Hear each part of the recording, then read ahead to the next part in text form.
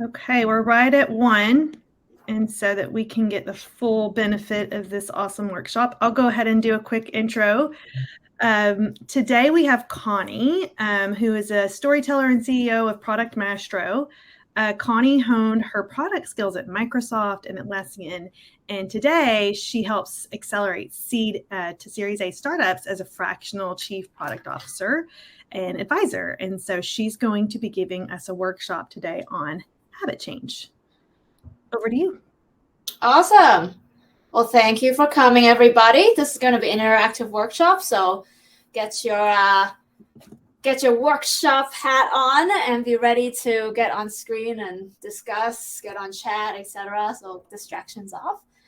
Really excited to be here today. We're going to learn about next level habit change using storytelling.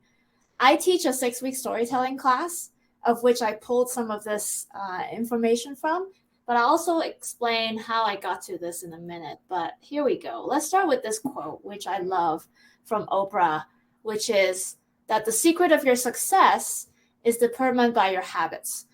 Because success isn't built in a day, it's built over a long period of time where your daily practice is going to make a huge difference. So how do you build these successful habits is the question. And I know that habit change is hard. So what is a good hack for making sure that you stick to your habits? That's what we're here to figure out. My background is in product management, about 17 years of that, during which I launched many products, told many stories. My LinkedIn says I'm a storyteller because today I help CEOs with thinking through their product strategy. And that is a lot of vision storytelling and a lot of working with stakeholders, as you all know, as product managers. So that's why I teach a 6-week storytelling class to product managers. And as part of that, hold on, here we go. Yes. So I teach that 6 stories framework, which is one where you figure out which of 6 types you are as a storyteller. And then you figure out what the other person is. And you can basically alter your story to reach the other person in a more impactful way. And my background, I also have worked on a product called Pivot here on the left. And this product is a smoking cessation product. It's actually a hardware combined with a software and combined with what we call cognitive behavior therapy. So it's an official term for meaning we understand the mindset, we understand someone's ability, their motivation to quit, as well as their confidence to quit. And using that, we help them step through a process that increases both of those metrics. And when they hit a certain level of confidence and motivation, then they're actually ready to quit. And then we walk them through a program to get them to quit. So this is a huge behavior change exercise, obviously, a product that really targets that. And by being a product manager for that product, I learned a lot about behavior change, habit change, right? And how to really shift from, in that case, being a smoker to being a non-smoker is one of the hardest habits you could ever change because it's actually addictive. So how do we take some of that learning and apply it to everyday habit change? So this framework that I'm sharing today is a combination of my storytelling work as well as this work from the smoking cessation. And what I discovered is habits are hard to change. Before I jump in here, habits are hard to change because it's hard to find something for it to be sticky to. But what is really sticky for us is our values. So values being the story that has been told to us through, we sometimes inherit our values. Like my father grew up poor, and so he's very frugal, and I'm very frugal. So that's a value that I hold that I didn't explicitly go out to find, but it found me, right? And so what are other values that you hold that are basically programmed into you and a part of you and a part of your life story and a part of how you see the world, the story that you tell yourself about the world? And that's super sticky. So can we take a habit and connect it with that value of yours so that the habit itself becomes sticky without having to work extra hard? Because we don't have extra willpower to spare. So this is a good hack for, and I've worked with a number of women on this particular method for helping them create sticky habits. And I'll talk more about what habits they've managed to create using this method. But that's the method we're going to use today. So My first question to you is, and if you can drop this in the chat, what habit do you want to build or change? So go ahead and share that in the chat. See a lot of folks sharing their LinkedIn. That's super awesome. Yeah. What habit do you want to build or change? Go ahead and drop that in the chat for me. Be more decisive. Great, Eva. Send follow-up immediately after meetings. Get up earlier. Awesome. More organized. Great. Okay, that's a great start for your habit. Now, workshop etiquette. Yeah, we're going to get into the workshop portion now. So make sure you have distractions off and videos on when we get there. If you want to be on stage, videos on, and we'll have breakout time. So just start paying attention and involving yourself in the chat. Smart habit goals. So you've more vocal, meticulous follow-up. Great. That's a general goal. Now let's make it a smart habit goal. So you've all set KPI, so you know this. Specific, measurable, achievable, relevant, time-bound, right? You want to make your goal to be that. So think about your current goal right now and try restating it in a smart habit way. So for example, if my goal is to meditate more, that's a little hard to measure. So I'll say I'll meditate for 10 minutes every day starting December 1st. Right? That's a very hard goal. It's hard for me to skimp out of that and be like, I kind of meditated. No, 10 minutes every day starting December 1st. I want to eat better. 80% less junk food. Now, 80%, you have to somehow measure that. And you don't have to be super, stickler about the measuring aspect. But by making it a little bit more clear to yourself, it will be easier to know whether you've been successful, because part of the feedback loop you want to create when you create new habits is that, hey, I've been successful, and pat yourself in the back, and then do it again, I'm successful. And if you just say meditate more, I can't really pat myself in the back because I don't really know where the goalpost is. So this is actually a way to help motivate yourself, increase that motivation over time. So if you're ready and you've created a new smart habit goal, go ahead and share it in the chat. Imposter syndrome, by the way, is one that comes up a lot, I've seen. And that, to me, is a habit change as well. It's changing the imposter thoughts that you have and turning those imposter thoughts into, I am made to do this. I am meant to do this. I can do this. So it's monitoring those imposter thoughts over time. So if I can say, hey, I'm going to change 50% of my imposter thoughts to non-imposter thoughts, to confidence thoughts, that's a step in the right direction. So give yourself these step goals, right? Meditate more isn't meditate 1 hour, is like 10 minutes, something that I can reach, something that I feel is reachable or is going to be very, very hard. So here we go. Ashley has a exercise twice a week for an hour starting mid-May. Awesome. That's a great goal. Invest 10 minutes more to review my emails, docs. Great. Awesome. Great. Okay, so have this written down for yourself somewhere on your own notes, because we're going to come back and use this. Oh, we did that already. We wrote out goals. Okay, now step 2. You've done step 1 now. Step 2 is to list your values, okay? So we're going to have you share in chat what are some of those values that you have. So go ahead and popcorn in some values. What are some values people have? Integrity, awesome. Safety, financial security, punctuality. Now, I want to stress that these are values that are baked into you, okay? It's in your bones, not values that you want to have. Like, I want to be an early, I want to be a super responsive person. That's a value I want to have. Maybe I'm not that now. Maybe I am. Maybe I'm just naturally like that. But it has to be ones that are already baked into you. So think about that when you write this list, because we want to connect the habit with a value that you don't have to work at. This value is just, you wake up with it. So think about that.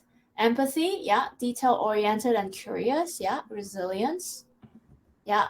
And if you're looking for inspiration for how to figure out what your values are, then these are some questions that are good prompts. Look at your parents, your elders, the people who you grew up with, who raised you. What values do they hold? And do you hold some of those values?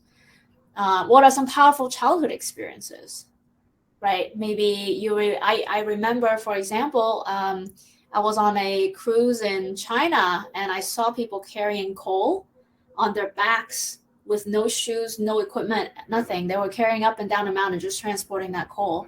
And I remember feeling very lucky, feeling very, very lucky that I didn't have that life. So that to me, you know, just valuing what I have that experience taught me to value what I have. So what are some of these experiences that moved you and caused you to think of a world in a certain way? Those are your values. Who do you admire? Do you have, you know, someone that you like to quote from, or you think is an awesome human being? What values do they hold that you hold as well? Pet peeve sometimes is because you value something and that thing bugs you because you have this value. Important decisions, trade-offs you made is a really good indicator, right, of your values. So 95-year-old granny, awesome. What does your granny, Nicole, values does your granny hold? My granny said, you choose your happiness. You choose your happiness. There you go. Choosing your happiness. Okay, great. Okay, so make a list. Write it down for yourself. More is better. More is better because we're going to choose from this list to pair it with your habit. So we have more fodder to play with if you have more. All right. Now, we're going to try and anchor your new habit to a value that you hold.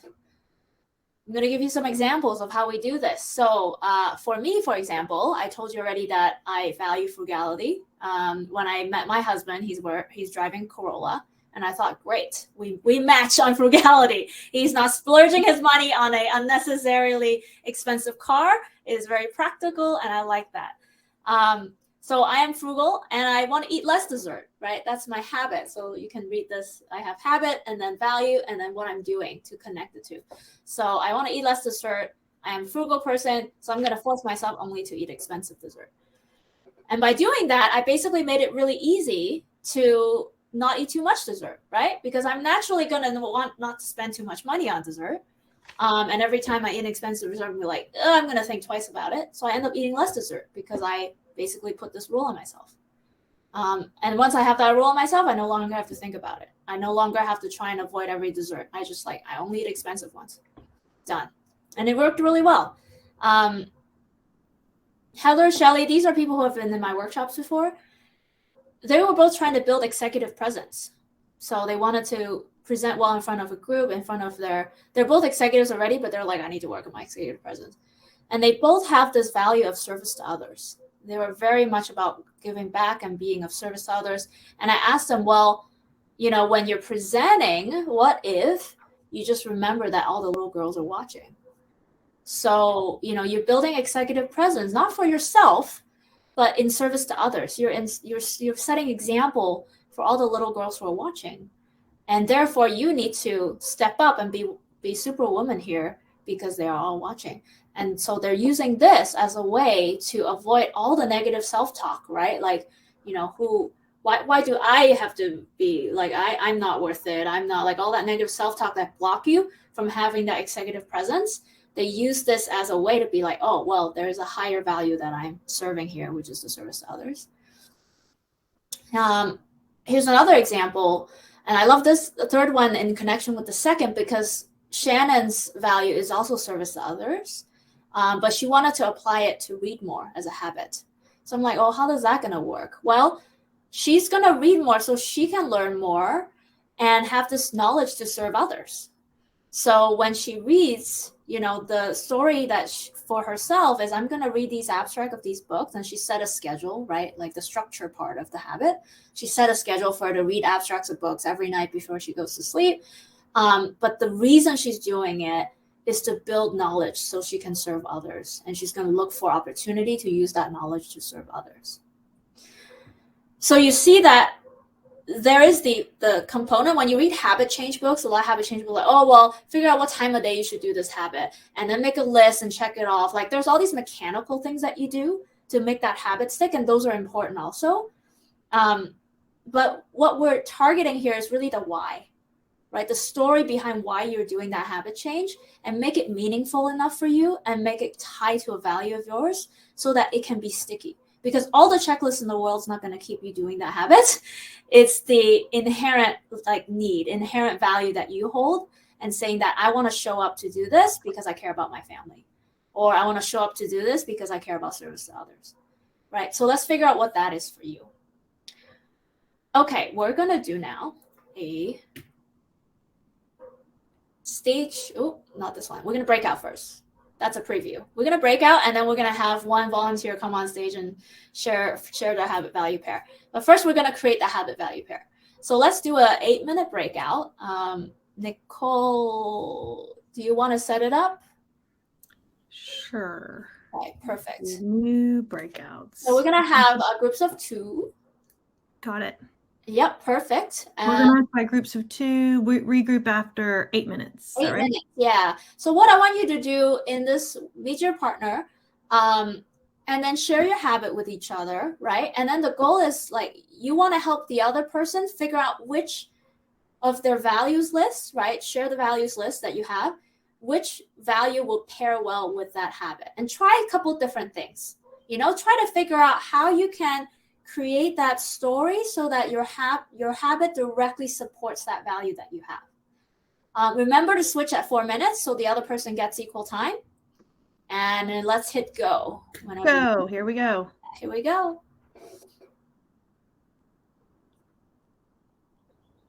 Okay, so then I believe that are people in groups? It says I see 35 rooms. 8. And I think we can go in and join them too if we want to. Like you can pop into them if you want. Do you see that? I am going there. Hold on. Okay. Like if you click view rooms. Perfect. Oh, some rooms only have 1 person in it. Like Natalia is alone for some reason. Main room has 6 people. It says that people will it'll put you in a new room if you come in late. Okay. So maybe though people end up coming back to the main one. We can just do like our own little, because I see a couple of them with just 1. Yeah, there are quite a few with just one person in it. That's not ideal. Let's see if there are people here. I do see people that are in our moderation queue. Let's see. Do I have to be on a computer to access a room? I think. I'm going to try and join a room and see what happens. No, I'm going to do this. I'm going to say. Yeah. There's Madison. I wonder if I can pull Madison back. Can you try and join the main room again, Madison? No, if she can hear us.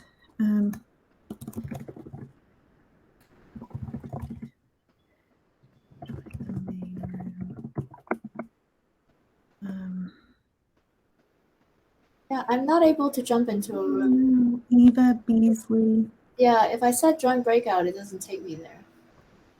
Let me see if I can go in one of these. Oh, I see some people have 3. Let me see, like breakout. Come in, breakout.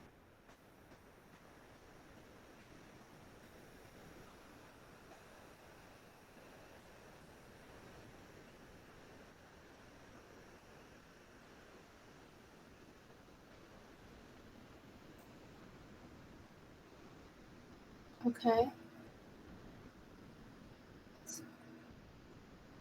Hey, apologies, you guys, where the breakout room's not working. We have very little control of this hop-in tech.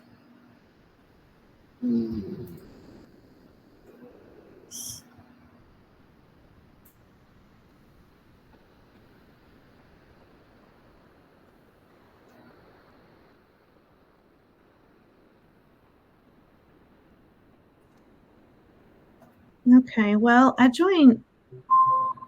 went in into a room that only had 1 person and there was no one there. I go back to the main room, it sends me back to my breakout room after a few seconds. Oh no. Hey, this is a breakout room fail. Breakout room fail. I think because it's like trying to continue to if people come in.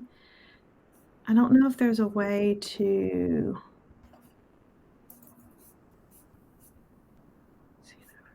Okay. Well, I could stop them, but then I don't want to like I can't jump into a room either. Are you able to go to a room? I jumped into a room, but there was no one there. I cannot visit a room. Okay, there's 11 people in the main room. And I don't have control to assign them to a room, do you?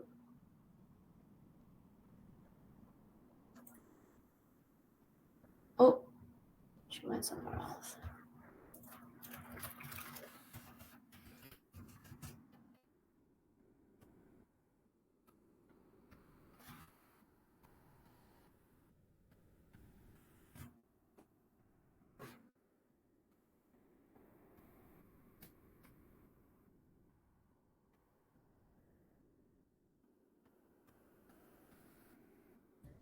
I grabbed one person. The icon shows 2 people and apparently only one here. Yeah. So one thing we can message everyone is they need to share. Like if they go into their breakout, they have to then be on camera, right?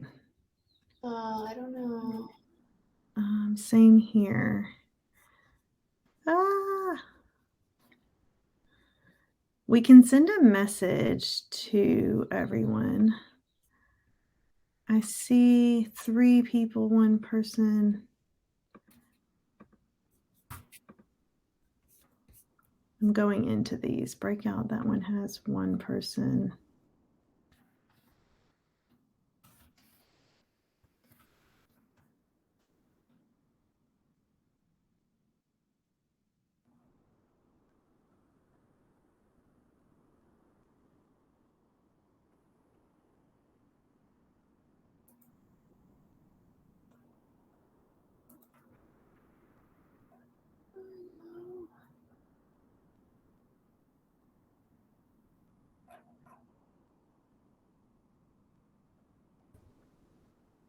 I'm just joining. Let's see if I can pull this person up. Hello. Hi, Anisha. I just pulled you up. I'm not sure if you can hear us. Hi, I can hear you. I'm so sorry. I really wanted to join this session, but had a meeting that went on till later and couldn't join. Oh, okay. Did it put you in a breakout? No. Oh, it didn't. I don't see a breakout.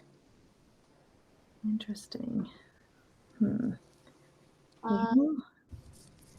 got 1 minute left anyway, and folks are going to come back. So I'm just asking people to do the habit value pairing on their own if they don't have a partner. And then when we come back, we'll do some workshopping on stage instead of doing So I'll send a message to all the breakouts because like not through the chat.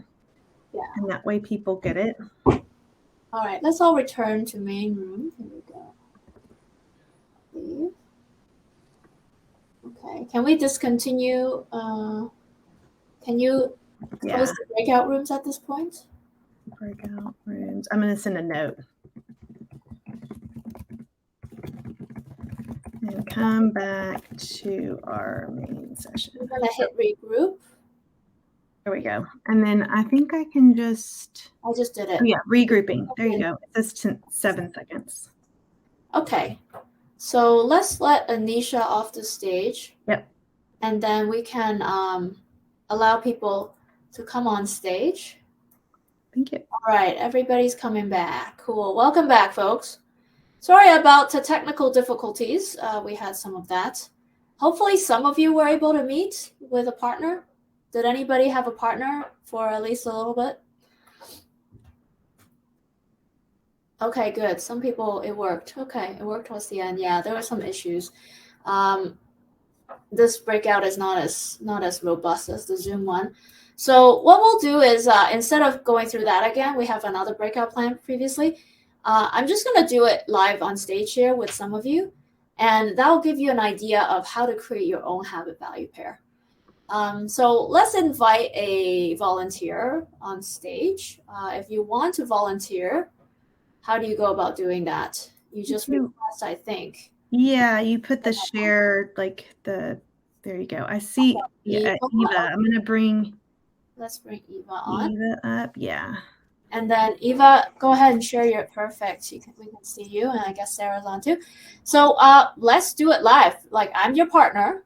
So share with us your habit that you want to form and the values. And if you have some theories already about your habit value pair, go ahead and share that. Sure. My habit is I want to be more decisive. And this isn't just professionally, personally as well. And I want to value safety in order to figure out which state I will be living in come July. So I think, that's the habit I'm trying to do, is to be more decisive because I can't figure this out. Okay, let's make that a smart habit. How do you measure that you were being decisive? When do you pat yourself on the back and say, good job, I was more decisive today? When I can get to decisions quickly and accurately and with confidence. And right now in my personal life, not knowing whether to stay in my current state or move across the country is kind of been annoying me since October, and I just can't figure it out. So this has definitely been a decision issue. Yeah. So is it all decisions or just the big decisions that you want to work on? The big decisions that give me fear. Okay, big decisions that give you fear. So maybe a smart habit, let me just noodle it with you. Big decisions that give me fear, I'm able to make a decision within 2 weeks and feel confident about that decision. Yeah. Okay. Okay, I'm typing that out.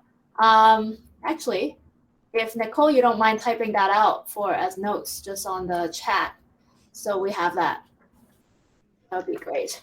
Okay, I can start typing notes. Yeah, so I think the smart habit we decided on was for big decisions that give Eva fear, she's going to make a decision within 2 weeks at high confidence.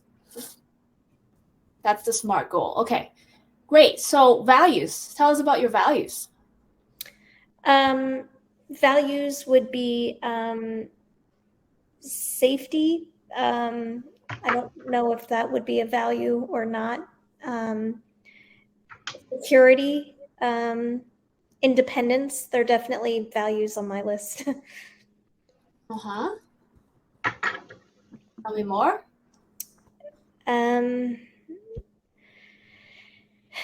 I think the value that resonated the most is definitely being uncomfortable, because the more uncomfortable you are, the more risks you can take and the more it'll pay off in the end. So I think that's another value that I want to look forward to. Okay, is that a value you already have or a value you want? It's kind of half and half. I feel like 20 years ago I had it and I lost it in the last 20 years. Okay. So you kind of have it. Purity, independence. Is there any other values? Let's get to a list of 6 would give us a good list of choices. Maybe some more, especially the ones that like you inherited or, in the people that you really respect and you share that value. Think about your work style, what comes easily to you. Organization comes easy to me. Okay. At work. Organize, yeah.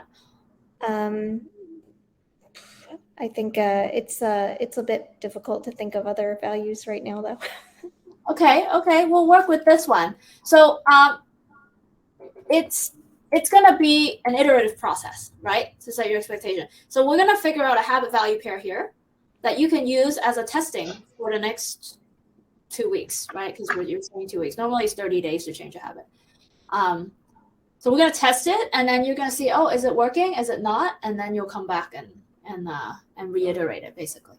So for this one, here's some ideas. When you make these decisions, you need to gather data to make decision. And is there anything blocking your data gathering? Emotional issues are blocking the data. Because I saw someone put in the chat about leaving jobs. It's not actually leaving a job. It's just deciding if I want to stay in this state or move to another state to just start a new life, to be honest. Yeah, got it. So your emotional, when you say it's emotional and when you say it's emotionally blocking you in the gathering data process, Like, are you procrastinating? Are you?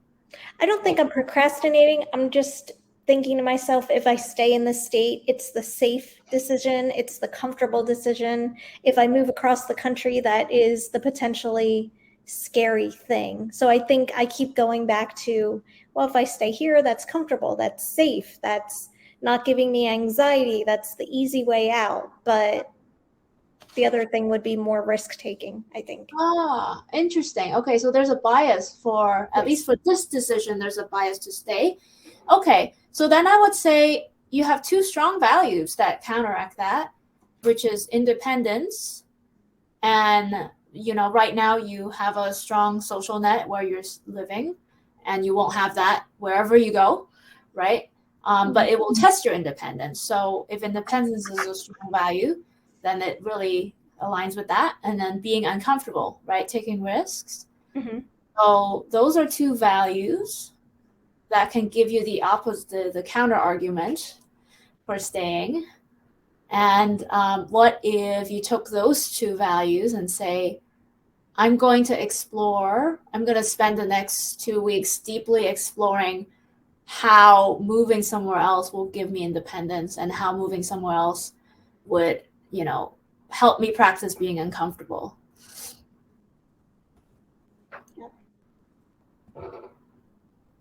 Okay. Does that sound like a good pairing for you to test?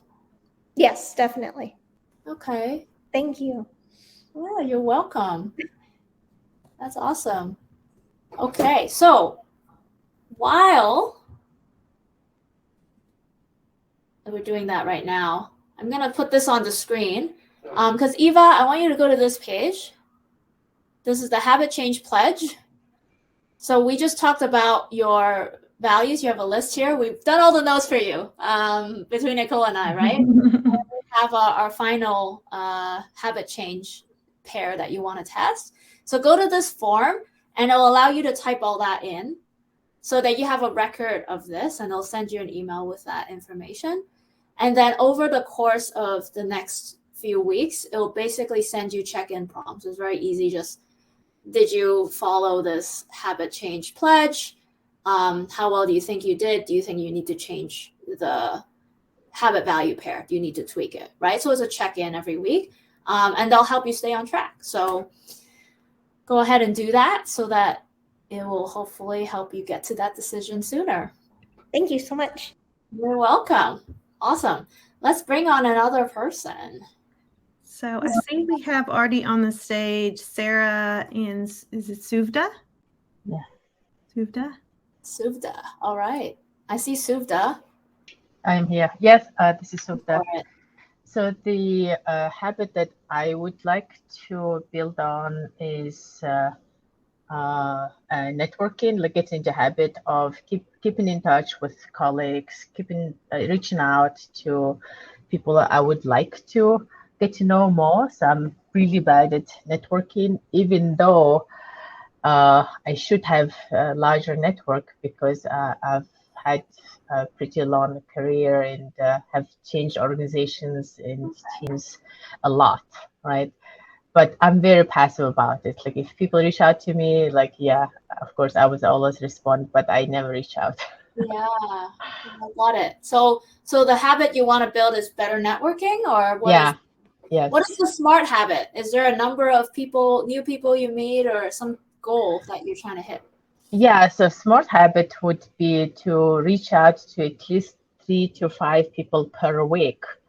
Either people I would like to renew relationship with, or new people I want to get to know.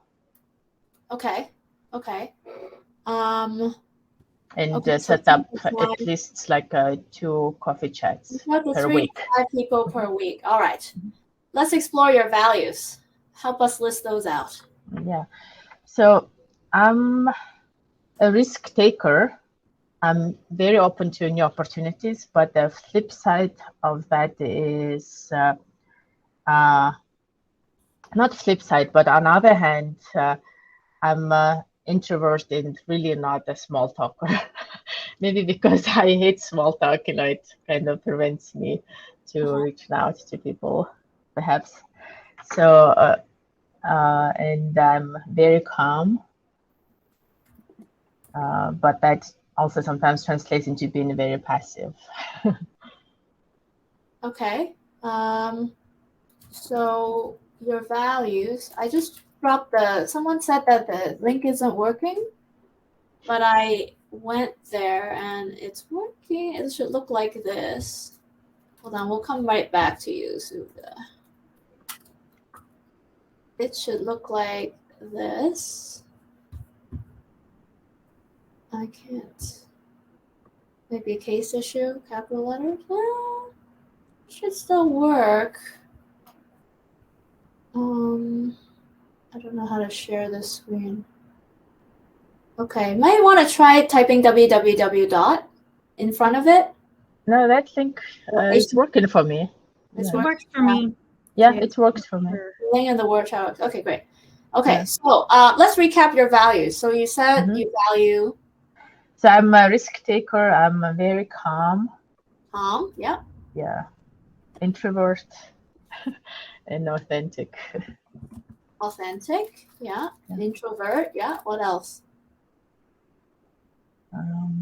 Open to new opportunities. Yeah. Open. Okay, cool. This is a good list. Now, I challenge you maybe after this to think through a few more values, because again, you get to 6, you have a good list to choose from. But we can work with what we have here. So networking is hard for you because you have to small talk. In your mind, you have to small talk a lot. I'm gonna go into that a little bit. And you value that is a bit difficult, and also it exhausts me a bit, right? Interacting. Being authentic is important to you. So I would say this. What if you update your goal instead of just 3 to 5 people you reach out to? Ask 3 to 5 people an authentic question. Make an authentic connection with 3 to 5 people every week. I would pick a number, just 3 people every week. So you can 3 people. 5 is 2, right? 3 people every week. You're going to reach out and make an authentic connection. Yeah. So that could be you look at their LinkedIn posts and you see, they changed jobs, or they posted something, and you actually comment on that, or actually write a note to them and say, hey, congratulations, I saw this. Right. So that's an authentic connection with someone. How do you feel about using that as a way to pair?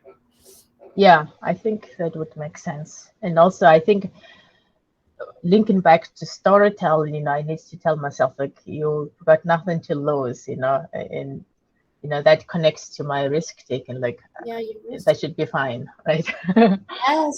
Yes, you're a risk taker. That was the other one. If you were to test that and see if it works, and if it doesn't, I would maybe link it with the risk taker. This is your way to take risks every day and kind of hone yourself to be okay with that risk. Is social risk, right? What if they get upset? What is the worst that can happen? I mean, they can try and block all your messages, but it's unlikely, right? Most likely to just ignore it or miss it completely. Yeah, exactly. Right. So the risk is actually not that high, but you feel that it's high.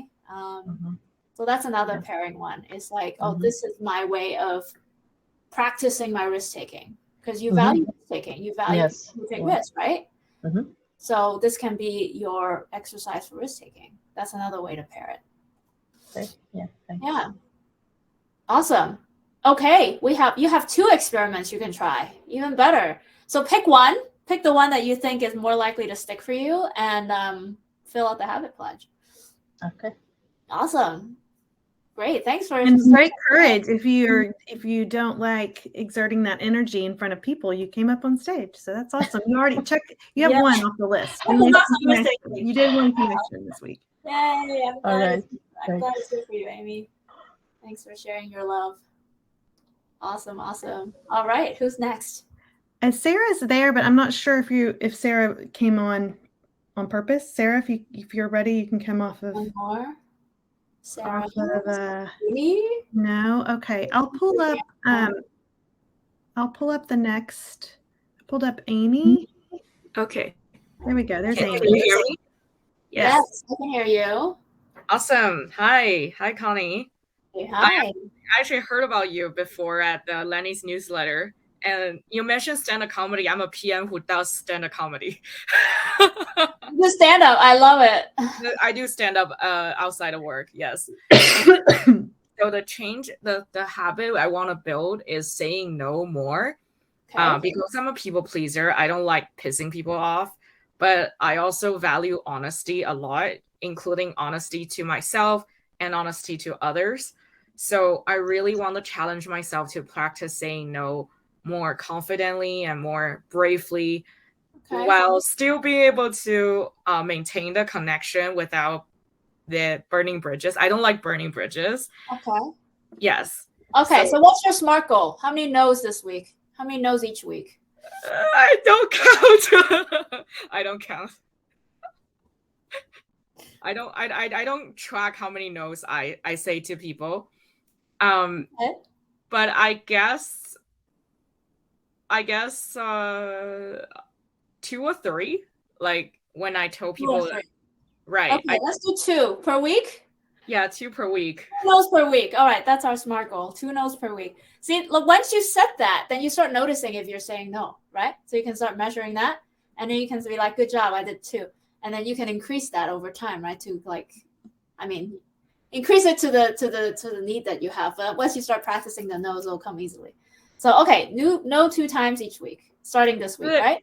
The challenge is like I cannot just say I want to find 2 things to say no about, right? Because it's like if it comes out, it comes out. But then like I guess the main challenge is the emotional blocker, which is like oh well, it has to be a no that's hard. It can't be like it needs to be. Oh, do you want to eat Thai food? No, like that's not that. It has to be a hard that like normally it would be hard no for you. That would count as where you're 2. A hard no. Oh, Yeah, I need some example. I'm very curious. What are some cases in your life that you need to say no to? That is hard no. That is hard to say. Well, you're the one who have trouble saying no. Right. Like, Maybe it's a time when the answer isn't can you, but should you? Yeah. Sometimes we say yes to things you can do. Right. It's more hard to say no because you shouldn't be because of prioritization or not your role. Yes, I think that it's harder in a work situation. For example, like it's harder when, say, you have a lot on your plate, you have a lot of projects to work on, you have limited bandwidth, and realistically, you don't want to get burned out. You want to be able to maintain a sustainable tank of energy, right? So I am going to be starting a new job in June. I'm not working yet, but once I start a new job, I think, how do I practice saying no when starting a new job without disappointing my future manager will be the challenge. That will be some of the hardest no I need to say. Okay. So it's about setting boundaries. This no thing you're talking about. Right. Okay. It's about setting boundaries. Right. Good. How do I set boundaries? So you can set it to be like say no twice, or you can say, maintain your boundary twice a week. Okay. Maintain my boundaries twice a week. Yes. Like actively work on maintaining that. So we have it. I think the SMART goal is good. Let's talk about your values. And I think we have to wrap at the 45. Or You have 2 minutes. I have 2 minutes. All right. Okay. Amy, we're gonna take a quick pause here. I'm just gonna step through to the last slide so people can connect before they have to jump to another one.